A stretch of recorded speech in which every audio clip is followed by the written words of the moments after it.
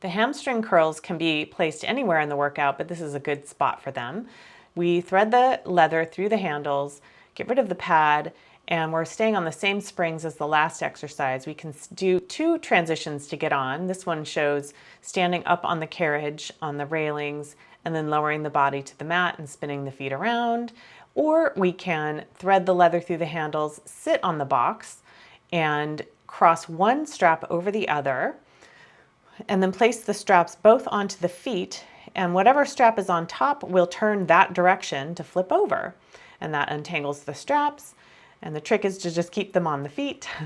Bring the knees just off the edge of the box. So the knees are just barely off the edge of the box, arms hug the front of the box. We're on 2 springs. We're rotating the pelvis into the box to pull the heels towards the bottom. This engages the back of the legs and the gluteus muscles and helps to strengthen and balance out any imbalances. We can do these on 2 springs entirely, or you can take it down to 1 spring for the single leg versions, which is probably best advised.